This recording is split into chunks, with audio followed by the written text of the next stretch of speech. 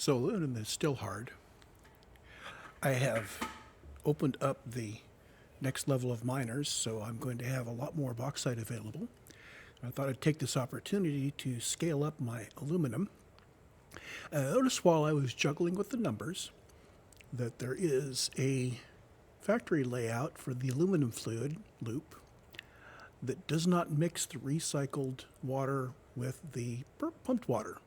Now, it depends on us being able to consume all of our recycled water in an integer number of aluminum solutions. Now, we can obviously scale things up and down and so on to make this work better. But I found that this particular layout that I'm showing on the screen right now is useful and maybe overkill. It is going to chew up 1,440 bauxite per minute maximum and produce 960 aluminum casings per minute, and that should be enough casings for what we're doing. I noticed that we're folding casings into some high-level things. I thought, well, let's punch this up a bit. We can also divert some of our aluminum ingots for other things like making canisters for the liquid nitrogen. So in the front, you see a diagram that I've done. I scribbled it out on my iPad using a nice little sharing app. What was that? It was, come on, Greg. It's called video.ninja. And it was recently updated to be able to do this sharing stuff properly. I need to make sure that it's not sending my audio. Oh, wait, it has to send the audio. That's right. Side note, in the current version with the way iOS works, it needs to be listening to the microphone when it's in the background. So we're showing a drawing app in the foreground here on the iPad. So video.ninja is in the background. And if it isn't listening to the microphone and it's not looking at the camera and all it's doing is monitoring the screen, iOS puts it to sleep and it goes blank. But if you're listening to the microphone, that's great. And I've got its audio being captured and routed and dropped before it goes anywhere, so you're not going to hear my voice twice. Anyway, so a little shout out to video.ninja there. So there's the diagram of what the loop looks like. We've got basically the amount of recycled water coming out of the aluminum scrap is 1/3 of the water that has to go into making the alumina solution. So as long as you have that kind of split, it works. Now, I could cut my alumina solution machines in half. I could have 3 of them and then cut the overclock on the aluminum scrap, so we'd have 3 aluminum scrap machines running at 100% instead of 200. That would also work. But my intent here was to scale up, so we're running everybody at 200%. Now, at 200%, this is pretty much as fast as I can go here. It means that my, where'd it go? My aluminum scrap machines are running at 720 aluminum scrap per minute output, and my belts can only hold 780.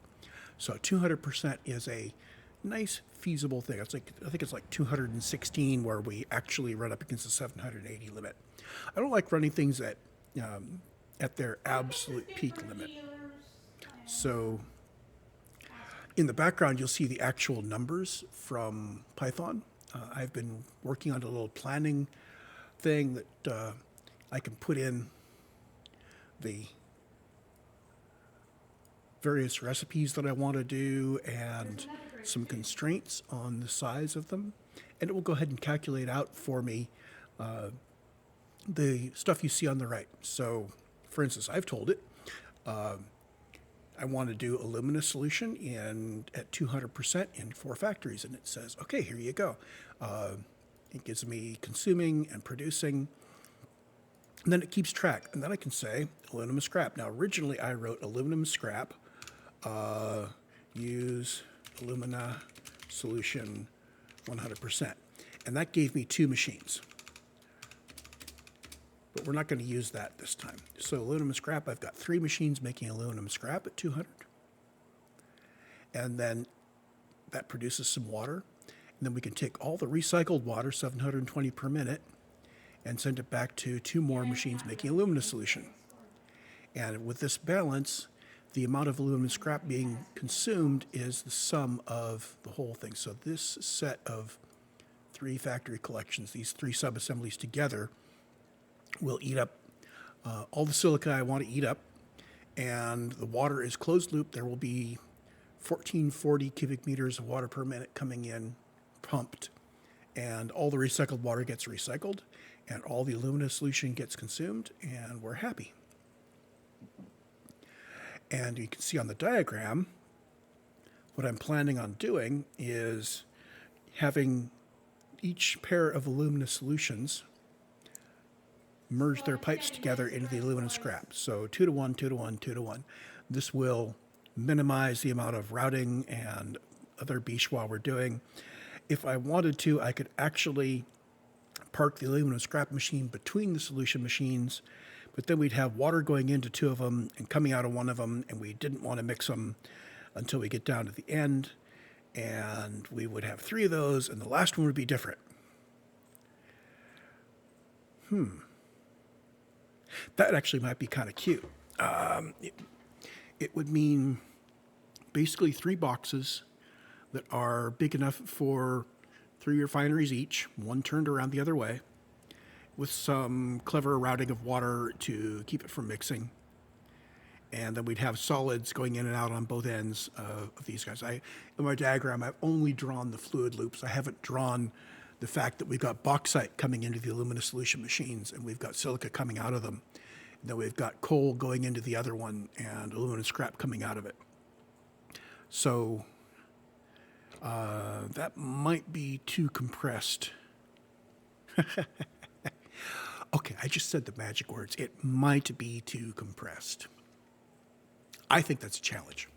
Now, the other thing is I want to put the refineries on the top floor of this factory, and then I want to put the aluminum ingots and silica and aluminum casing below it, because the refineries are really tall and they've got smokestacks. But the machines making the rest, let's see, aluminum ingots are made in foundries, so they have smoke. So maybe the foundries get placed on their own floor. Maybe. We also have some silica coming out of the guy on top. So the refineries have a silica byproduct coming out of the solution machine, which we're going to have to eat up. Silica is going to be used making aluminum ingots, but not enough of it, so we have a whole bunch of guys making silica, and that's going to be chewing through a lot of raw quartz. But we have a lot of raw quartz because we now have better miners. Yay!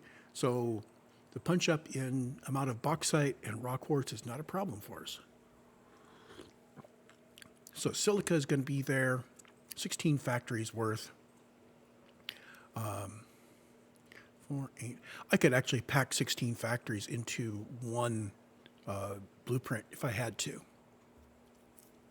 But that means that I can plan on a 4x4 or maybe a 4x8 area if I want to keep it on one floor for that.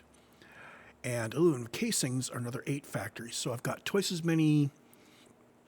Okay, so what I'm going to do is I'm going to do a 4x4 area with 8 factories building silica, another 4x4 building silica, and another 4x4 building casings. So these 2 guys are going to take up 3 4x4 areas.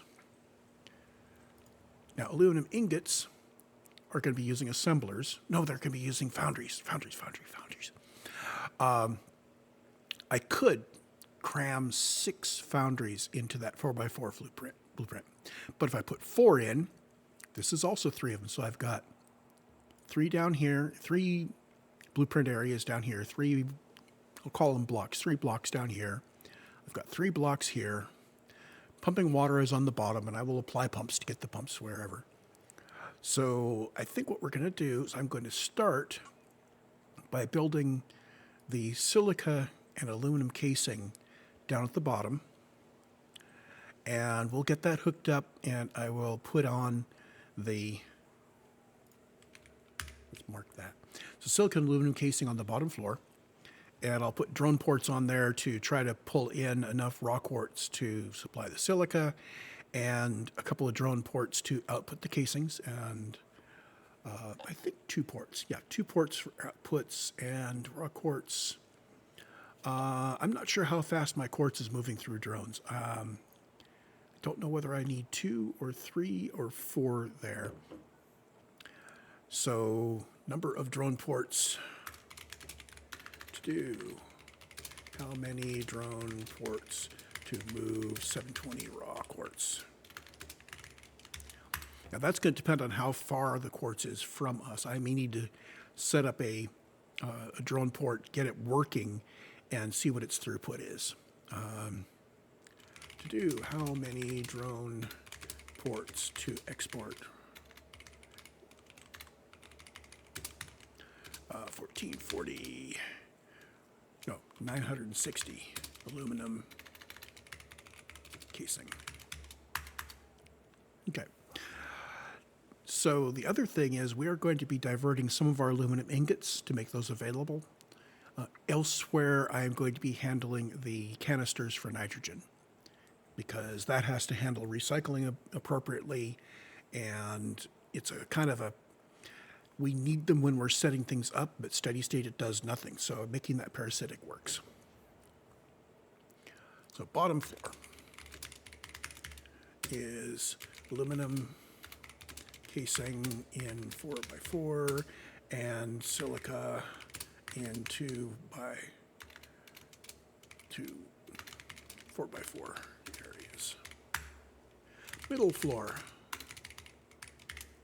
aluminum ingot in 3/4.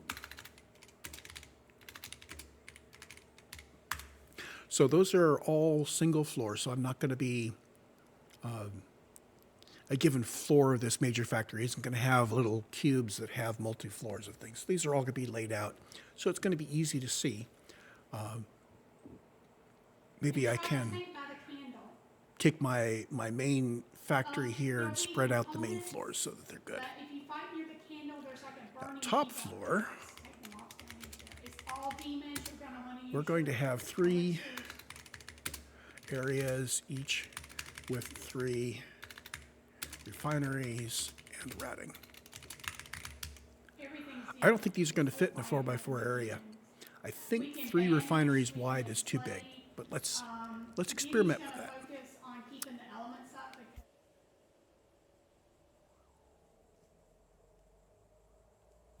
So I'm going to go start putting things together, and I will see if I can rough out these floors. And if that works, I may simply go in with SCIM and wipe out this entire area.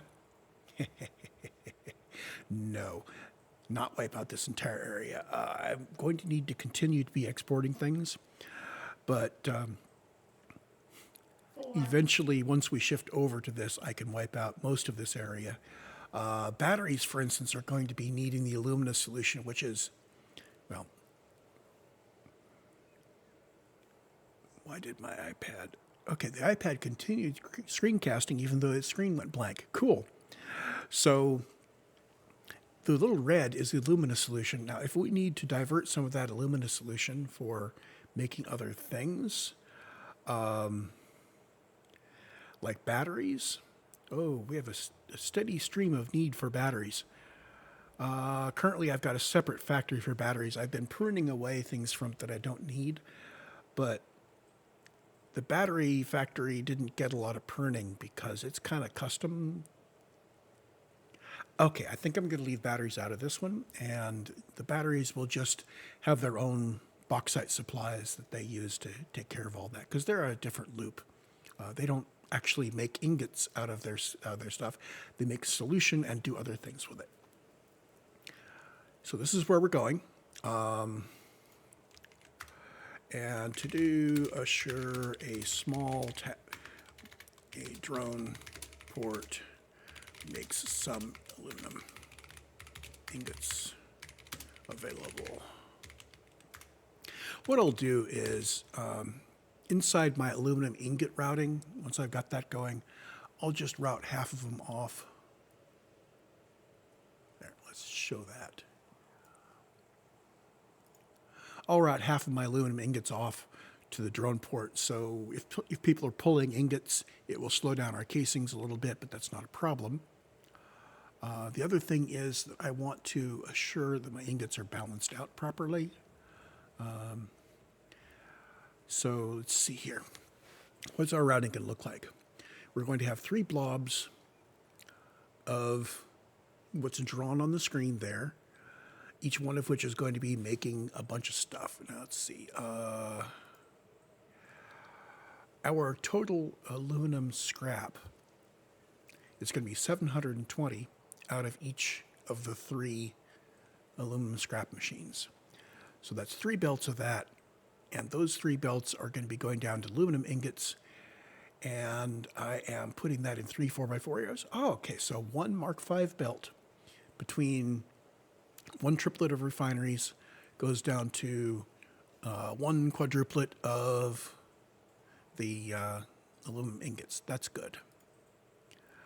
Silica, we got a ton of silica being made, which will route into the aluminum ingot. So we've got some silica coming from above.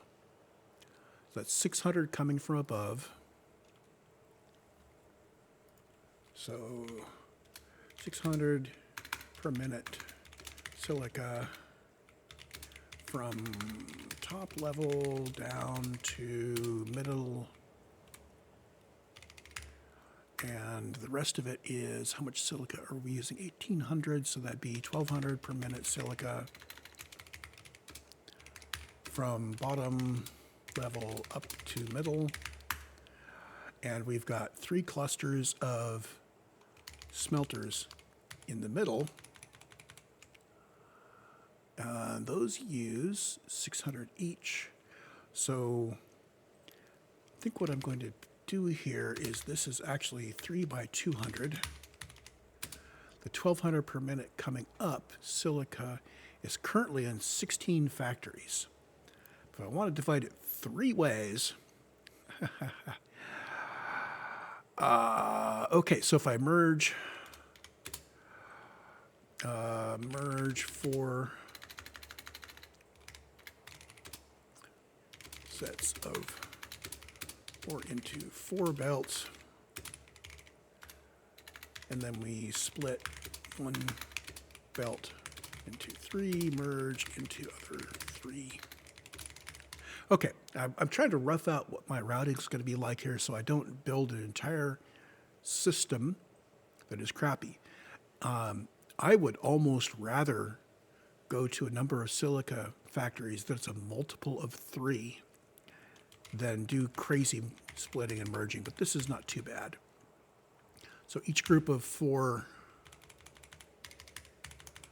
so middle 4 is, why did I say aluminum ingot? Oh, right.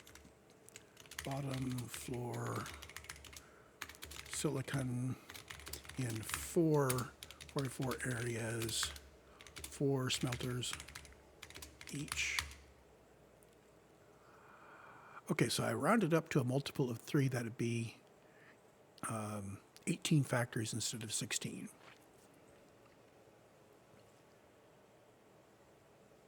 Overbuilding silica is not a bad idea.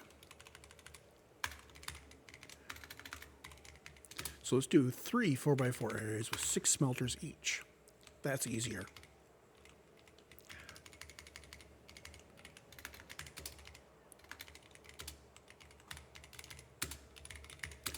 So 600 silica from the top level needs to never block, which means I'm going to need to arrange my mergers so that that line always moves, which means some priority splitters from that line merging into the other line, because we can merge in the 1200 per minute, let's say 3x200, this is 3x400. Okay. So if you take one line and you put mergers on it, and you have somebody else jamming into it from both sides, it means that each merger is going to take 1/3 from the original line and 2/3 from the other source. You do that several times, And that means the original source will come to dominate almost 100%. And in this case, even if things stall, remember from my previous video, this has to be resilient against stalls due to any given inputs going away, or all of them. And it has to be resilient against any given output backing up, or all of them. So stops and restarts, which means we use several of those split merge. We split our priority input, we merge it into the low priority input. We do that several times. And then at the end of it, we take our priority input, which has gone through some smart splitters. So we are sending it out the sides as much as we can. Anything that goes through would be because we're backed up, but our priority lane still has stuff coming in. That'll go to a sink. Now, 3x400, it means that I probably will want to go ahead and just put a sink on each one. That's fine. But that does mean that where we do this belt work, I'm going to need to have vertical space for a sink. So I'm thinking bottom floor, ground floor. Let's start roughing this out as a plan. So under floor is water pumps, 6x 200%. So the original water is going to be heading up into it's going to be heading up into 4 machines. So 6x 200%, we're going to merge it into 2x 600 per minute pipes. Actually, let's merge it into 3 by 400 per minute pipes. So each one of those 400 per minute pipes, which could surge to 600. No, I need to have, yeah. So if I go 4 by 300, then I can use Mark 1 pipes, and that will keep my thing stable. Wait a minute. Why is this saying 6 factories building pump water at 1440? Okay, that's 240 per factory.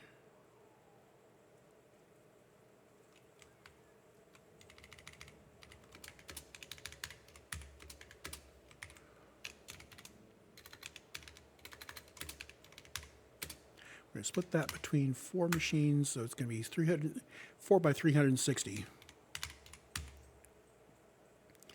Yeah, we could cram that down to 2, but we'd have to float it back out to 4 again. Couldn't cram it down to 2, cram it down to 3, have to go to 4. So that's going to be 4 by 360.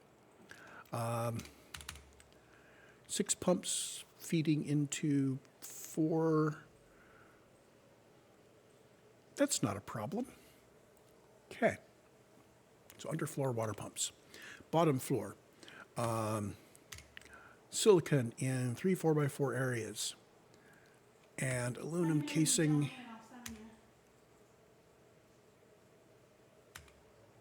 Why do I have 2 marks for silica? So silica, 16 factories. We're going to do 18 factories, which is 3 by 6. I wasn't expecting to get this done today. It's been about a month. Okay. I just haven't worried about it too much. 3 areas for silica, 1 for aluminum casing. It needs output. These guys need input. Okay, middle floor. So nice to get that done. Aluminum ingots in 3 areas. I'm wondering if we ought to have aluminum casing standing off to the side, because it's our output area.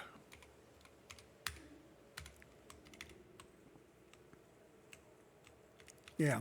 Okay, so I will have a layout that's 3 4x4 areas, a little expanded, and then off to the side aluminum casing. Yeah. I'm going to cancel out the iPad at this point because we all know what that looks like. Got shards coming out my butt. So it's going to be kind of a T formation. So 3 horizontally and then 1 off the middle. Thank you so much, Noah. I appreciate you, man. Underfloor, bottom floor, middle floor, we do our aluminum ingots. So we'll call this the bottom floor atrium and middle floor ceiling routing area.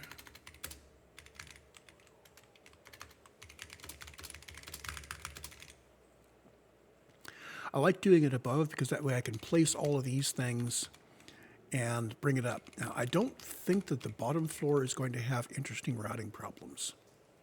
So the bottom floor is just going to be providing outputs and taking, providing some results and taking some inputs, and it's going to be just kind of organized.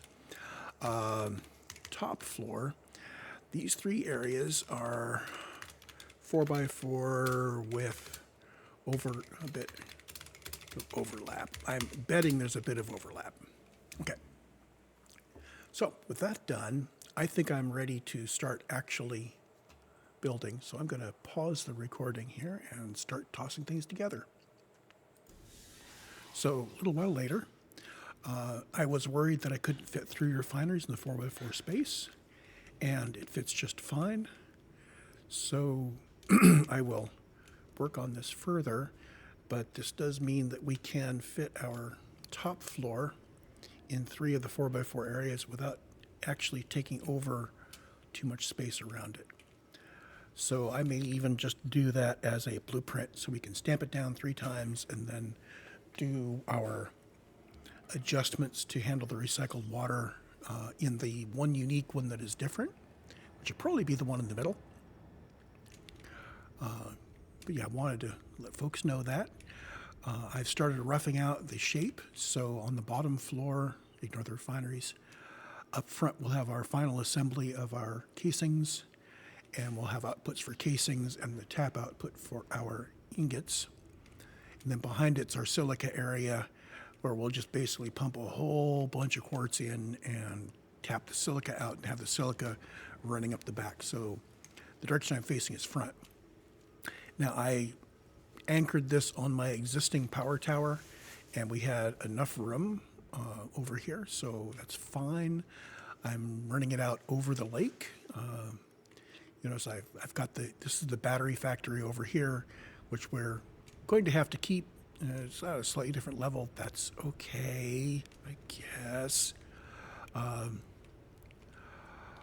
other thing I was going to look at was the rates of quartz. So our existing drones are running at 200 to 300 items per minute on quartz, but I think part of that is because that's just how fast I'm draining out of it. So I know we can run 200 to 300. We can probably go faster. I got quartz coming out over here. I've got bauxite. Bauxite's running 300 to 400. So if I'm thinking in terms of 240 a minute per drone port, we can scale that. We may end up with a whole bunch of drone ports, but I want to make it so that if I get more traffic into one port, the belts will bounce across to it. So we're not going to strictly partition the factory into this guy produces a little bit and so on. Okay, so let's jump cut to the next stage. I will see about getting the first floor filled in. I've got some space reserved for where I want my pylons. I will drop pylons down into the water for just aesthetic purposes. Obviously, we don't need any of that. I could just leave these free floating in the middle of the air for all satisfactory cares. But we'll start to make this look like something that really works. Okay, so jump cut time.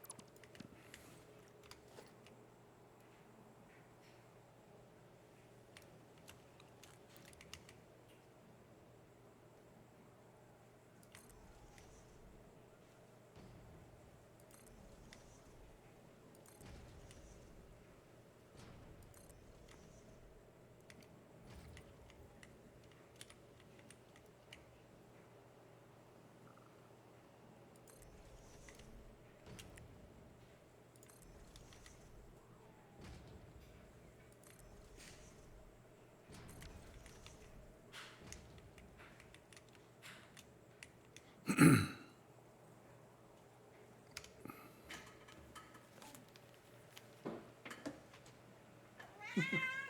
hear you. You're being patient with me.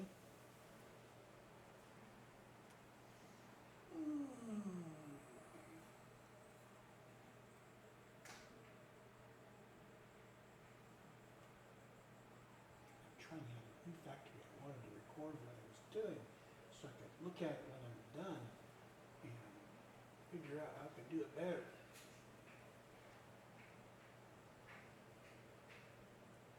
She's been sleeping in the Garfield bed.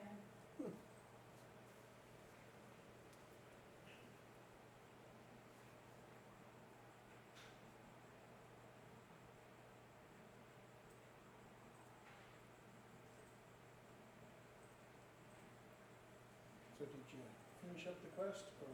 Yeah, Oh, we knocked it out of the park. Got 3 warlocks or epic mounts. The healer,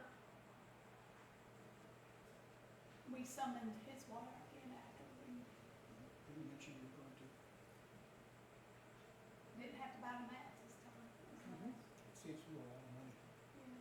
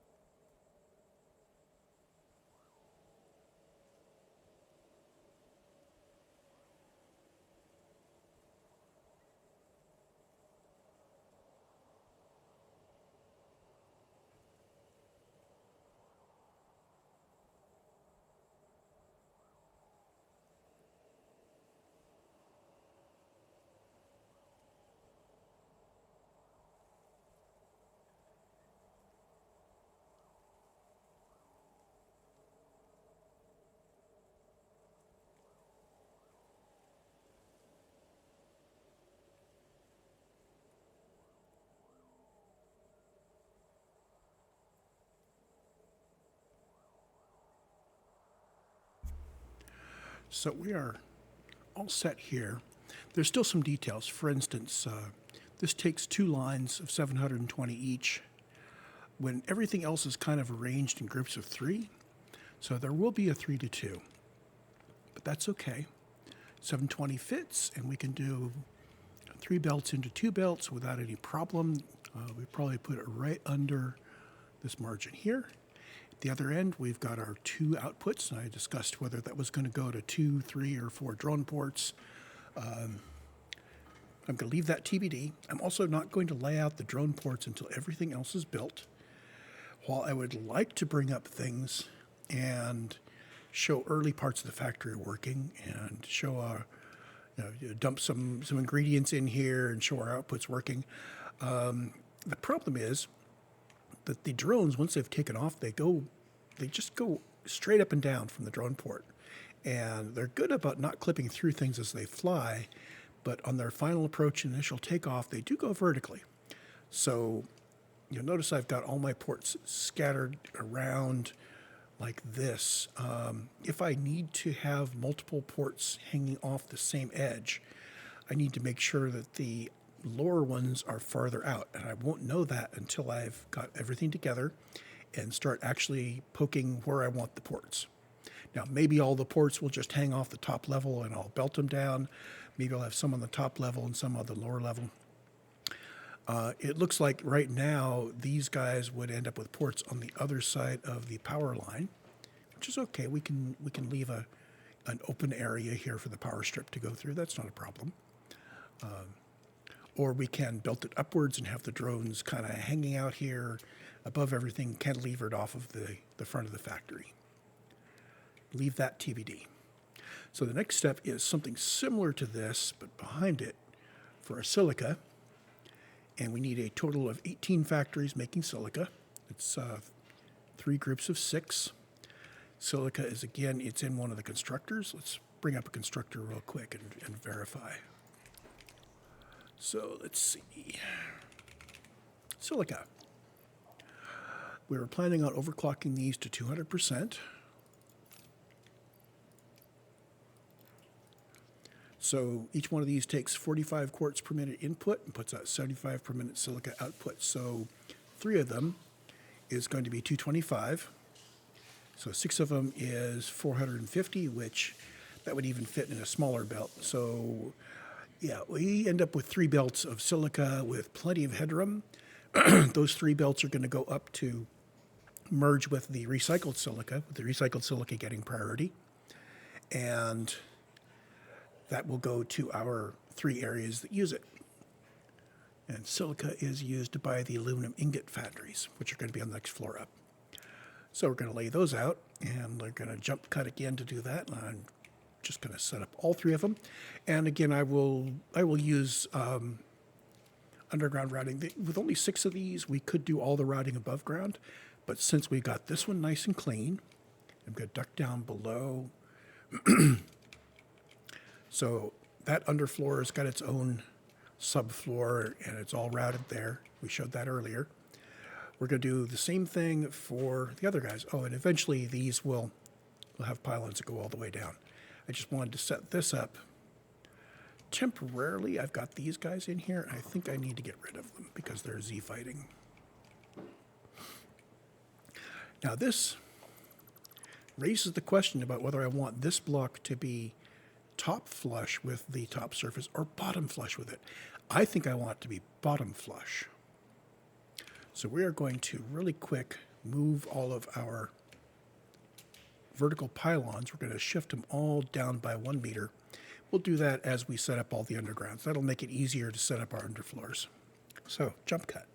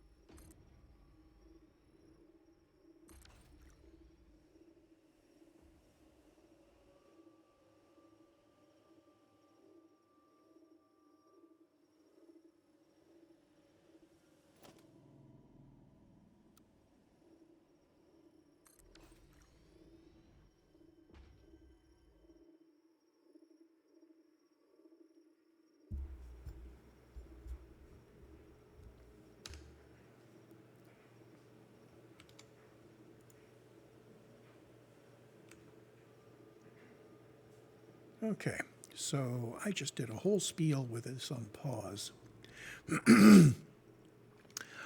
So we've finished up the placement of the silicon. We have our belts coming out the back of the factory, so we can route our silicon up. We can route our raw quartz out to drone ports. We have over here our guys that are producing the casings, and they'll be using ingots that are coming down in the middle here. Next floor up, the only thing we have are 3 groups of 4 foundries to make ingots. That's easy enough to do. So those are going to go there, and then we will have this atrium area out front. I think I can bring in all of the ingots into this middle area, do my balancing down from my 3 or 6 belts coming out into the 2 belts going down, and maybe have maybe do the overflow belt above, so we can always provide some ingots if people are going to be taking them away from the drone port.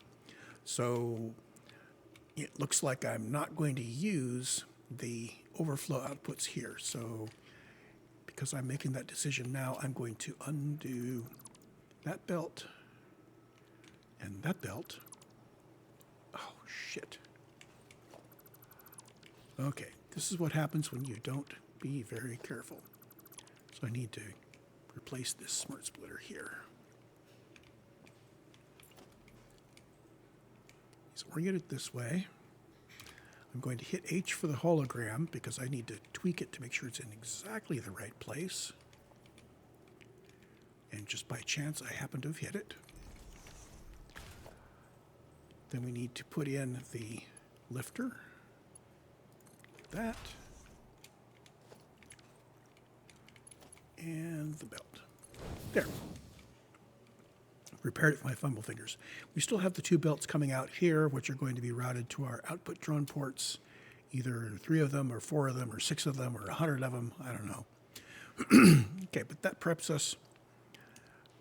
Our next stage is to lay out the floor here and then do a plan for the next guys, which will, I think I'm going to keep with the underfloor thing, even though there's like 4 foundries per area. That's really very relaxed. This is going to be easy routing under the floor. These foundries take 2 inputs each, and we can take the inputs up the middle so they're shared left and right, and the outputs on the outside. I'm going to cluster at least I am thinking of clustering the foundries toward the back of the factory so that we'll have more space on the front edge of their areas to route belts so we can go out to the middle. Let's see how that works. Time for a jump cut. Boom. So a side note while I'm thinking about it, the way these factories work, or these foundries work, there really is no clean way to do the routing for its inputs in a single level under area. With a double layer, I can do it because you can drop down 1 layer for one of the inputs and 2 layers for the other input. But if you try to do it on a single layer, you can't stagger them left and right like you do with a single row. If I wanted to do a single layer, I'd have to have the foundries facing in and have my inputs left and right over here and left and right over here, which means more complicated routing and potentially having weirdness. Let's see what that looks like now that I think about it. Okay, so if I think about putting my outputs in the middle so they can be merged, and then I run half of my inputs from each side, these now become normal, not even manifolds. If I'm putting a splitter on one and a splitter on the other, half of them are going to go up and half of them are going to go out and go up. So this really, a manifold of 2 is really just an even split. So now the question becomes, how do I split my inputs so they are left, right, and they work down below? Well, the answer to that is I bring them back up as I deal with them. And the middle, well, the middle is my ingots, which are going to go out to the front. So if my inputs come from the back, which happens to include the silica, which is going to come up from below.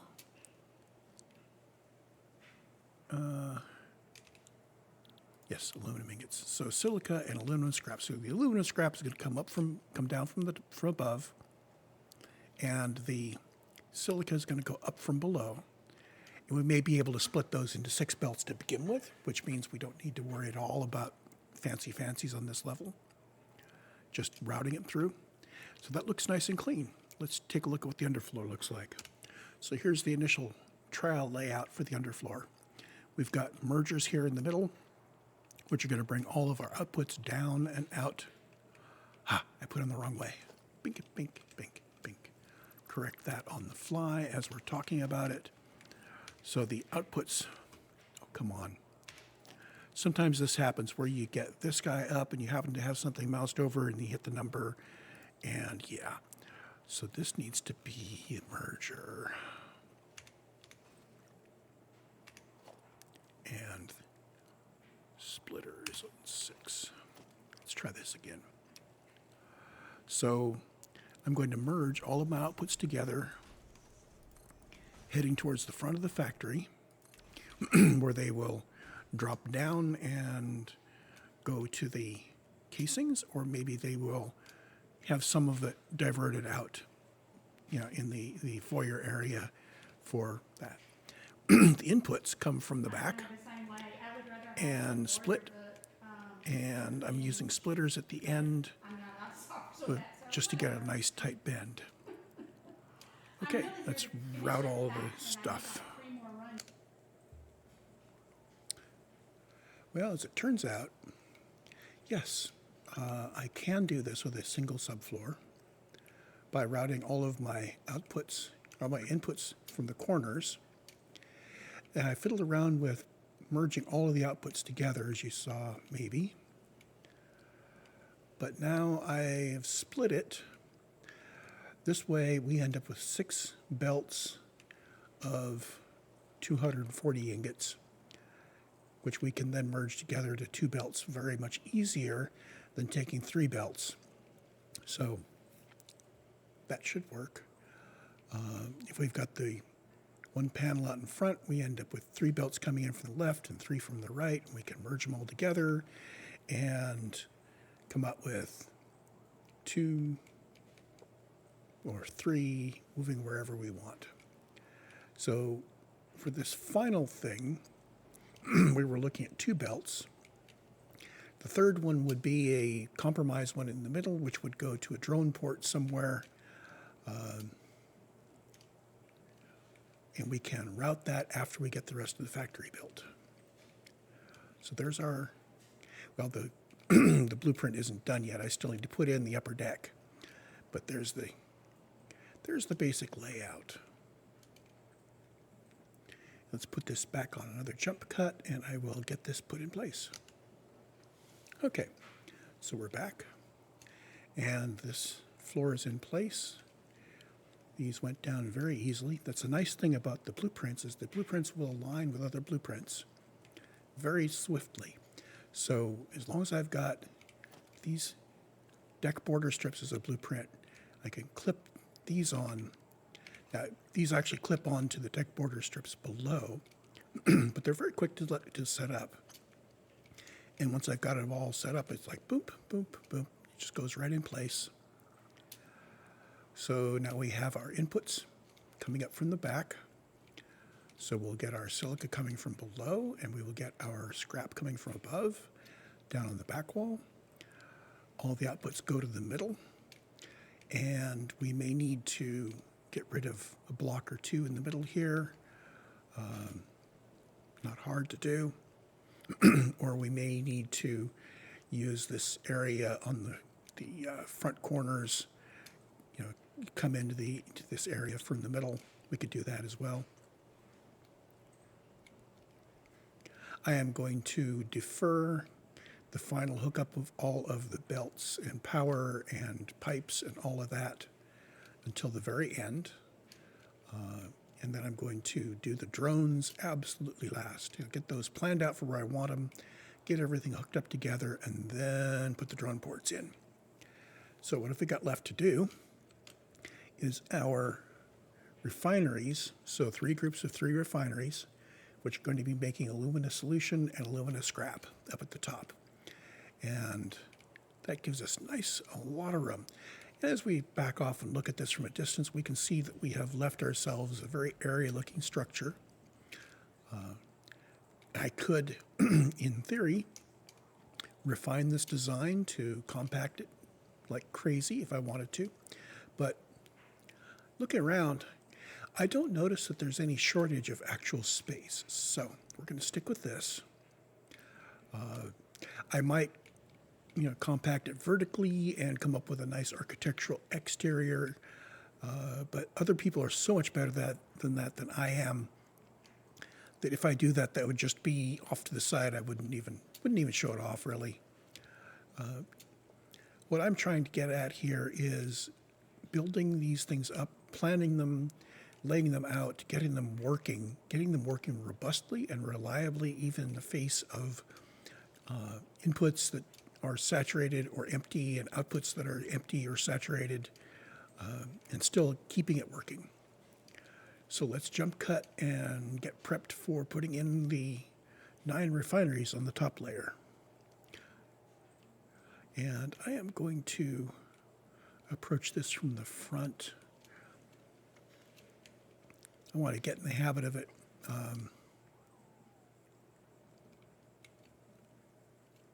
I probably shouldn't have anchored it on the power pole like that. I probably should have put it in the middle, but that's okay. So jump cut time. Okay, and we're going to top it all off with the refineries here. I've gone to photo mode to get the UI out of the way. So the common configuration for the refinery sets really doesn't do much. We have our water. You can see I've colored the water this dark turquoise. When you place blueprints, the signs don't light up immediately, but I've signed up what are on those belts. The fluids on this side, this is all water, so the top water going across left to right. This is all pumped here and recycled coming out, pumped and recycled, and pumped and recycled. Now, one of these I'm going to flip. I think it's going to be the one in the middle. So these 2 guys are going to come from pumps. Let's get out of photo mode. And I need a total of 720, which means actually this horizontal bar doesn't go anywhere. Oops. And this guy will just go over here. So I will be replumbing each one of these. So we need 360 water in each of these. So that's 300 max out of one of those. So we're going to need 3 of them per pair. So 120 from each one would get us 360. So we go double that, so 200% on each one, and we bar across the 3 of them and bring up the ends, and we, thank you, autosave, bring the 2 ends up to here, and I will go ahead and let that stay across like that. This bottom one is going to come over here to the recycles, and that recycle goes in there and matches up with that, which goes in there and matches up with that. And that'll all be done manually. I have been at this for too many hours already, and we just hit over 1 hour on the video, which I've been freely pausing for flips forward. So I think we've laid out the basic factory as it needs to be. The ones in the middle are aluminum scrap at 200%, and its friends are alumina solution at 200%. I am going to leave the belting and piping between the floors and setting up the refinery, belting and piping, as an exercise for A, the student, or B, Greg in a future video. I'm going to go take a break for a bit and then come back and see if I can get this working. Anyway, so that's what it's going to look like. It's going to replace this one over here. This is my earlier factory, which is still running and still stable. And it is 2/3 the capacity. And it was based on, well, based on the VIPs, which I still don't really like. Yeah, these are 200%. So 50% more production and probably 50% better looking, I think. Oh, I can get rid of this. So we clear the designer. That leaves these large front areas for doing any fancy pipework we want to do. These guys, I wish this came up. So I need to route the silica up over to here. Well, this silica needs to route down, back and down, so that it merges with the other silica. Now, that's going to be an easy merge, but it's going to be a sequence of mergers and splitters. I may lay that out on the surface so we can look at it. But even if we didn't, even if we just brought it straight through, the fact is it's 1/3 from the top and 2/3 from the bottom. So one belt from the top merged with two belts from the bottom mostly would have it for us. So we may be able to keep that. That may also be something that we can do out in this area in the front. So we would bring our silicon from these guys to the middle and down. We would bring our silicon from these guys up into the middle. And then out here I could do our fancy merging that would turn out the silicon that would go back into the foundries. But that's all just the details of routing belts and merging and splitting and heating my head against it. So the belt work and then this stuff. When we set up the recycling, there will need to be at least some buffer space. I'm thinking if I make this nice and symmetric, I'll just put a industrial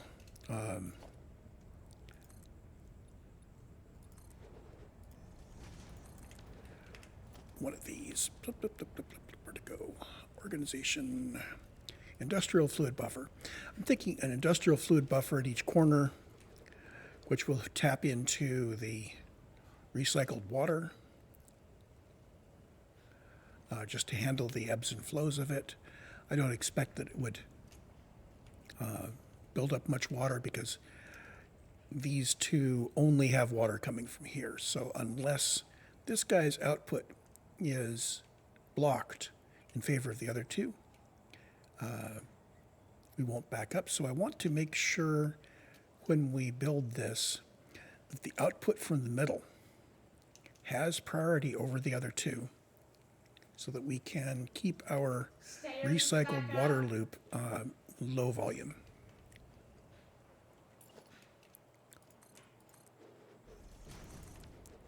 Okay, and there we go.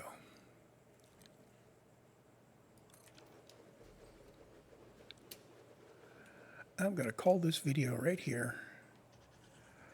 Let's back off so I can get a shot of the whole thing.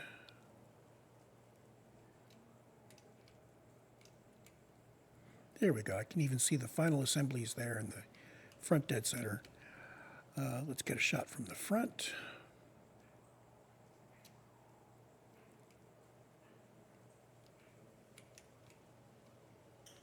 Middle's back up.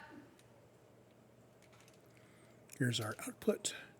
There's our silicon fill-in, our ingots, and our scrap. All neatly organized and all laid out to where we can see them and packed into a nice vertical structure where if we buttoned this up into a building, it wouldn't look half bad. So I'm going to call it there, and I'll see you in the next one.